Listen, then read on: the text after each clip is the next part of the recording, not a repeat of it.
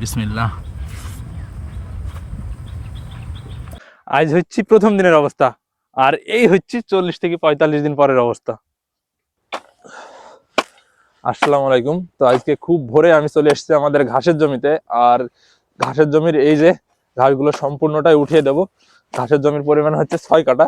আর এই ঘাসগুলো উঠিয়ে দেওয়ার কারণ হচ্ছে এই যে দেখতেই পাচ্ছেন মাটি থেকে ঘাসগুলো কতটা পরিমাণে উপরের দিকে উঠে এসেছে, যার কারণে ঘাসগুলো আর খুব একটা হচ্ছে না।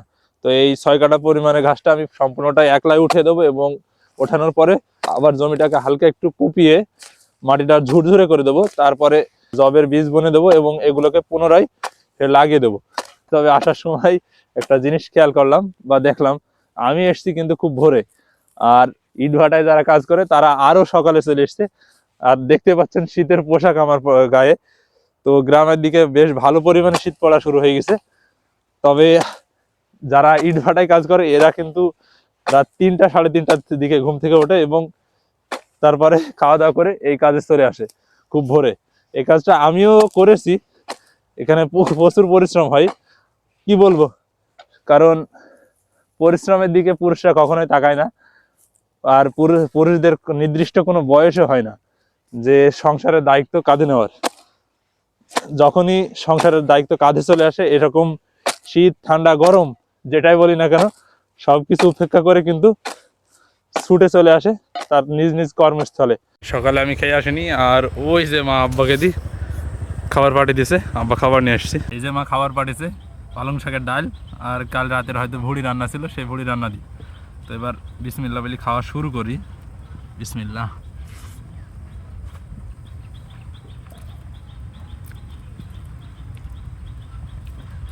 আমরা অনেকেই ভাবি যে আমরা এত পরিশ্রম করি, তারপরেও আমাদের কানে আল্লাহ তাআলা বরকত দেয় না, এটা আমাদের অভিযোগ থাকে আল্লাহর কাছে।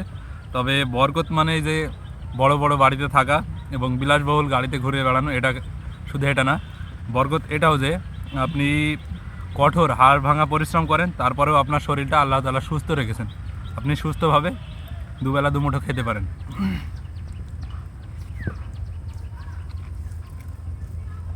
এটাও আল্লাহ তাআলার আপনার প্রতি অশেষ একটা নিয়ামত। 6 কাঠা জমির ঘাসের মধ্যে 3 কাঠা জমির ঘাস উঠানো হয়ে গেছে, আর সম্পূর্ণ কাজটা আমি নিজেই করব, যার কারণে কয়েকদিন সময় লাগবে। এবার এই 3 কাঠা পরিমাণ জমিটা আবার কুপিয়ে দেব।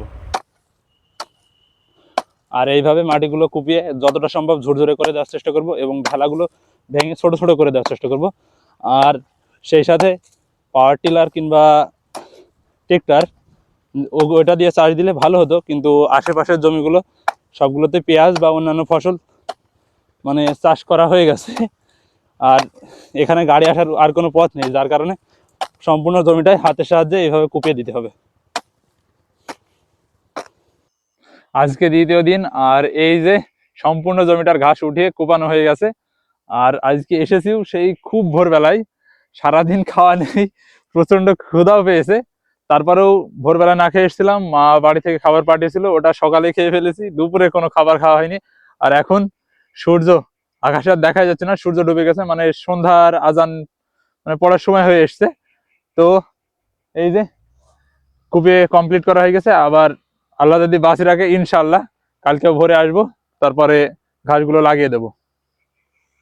আজকে তৃতীয় দিন, আর আজকের কাজ ছিল এই যে খুব সকালে আজকে চলে এসেছি, এবং এই যে ঘাসের গোড়াগুলো নির্দিষ্ট মাপে মানে লাগানোর জন্য কেটে নেওয়া হয়েছে। আর সেই সাথে এই যে 3 কেজি জবের বীজ নেওয়া হয়েছে, আর 1 কেজি গমের বীজ। এবার এগুলো একসাথে মিশিয়ে ছিটিয়ে দেবো, তারপরে ফের এগুলো লাগিয়ে দেওয়া হবে।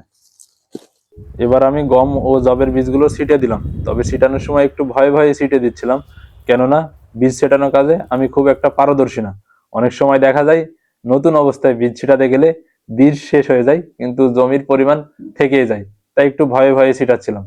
তবে বীজ ছিটানোটা একদম ঠিকঠাক হয়েছে। বীজ ছিটানো শেষে এক পালি ময় টেনে দিলাম বীজগুলোকে মাটি দিয়ে ঢেকে দেওয়ার জন্য। এবার নির্দিষ্ট একটা দূরত্ব বজায় রেখে ঘাসের এই গোড়াগুলা লাইন করে লাগিয়ে দেবো সম্পূর্ণ জমিটাতে। লাগানো হয়ে গেলে তারপর শেষ সার দিতে হবে।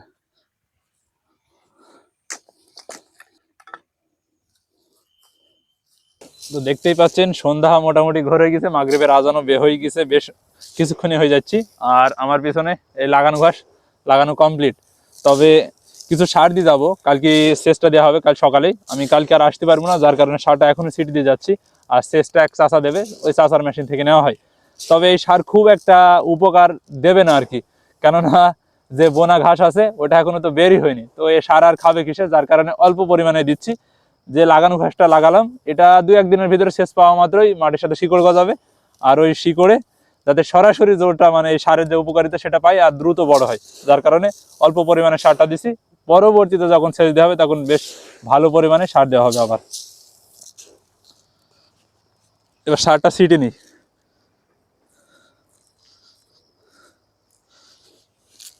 আলহামদুলিল্লাহ, এই যে আল্লাহর রহমতে ঘাস বেশ ভালো হয়েছে। আর ঘাসের বয়স হচ্ছে আজ 40 থেকে 45 দিন।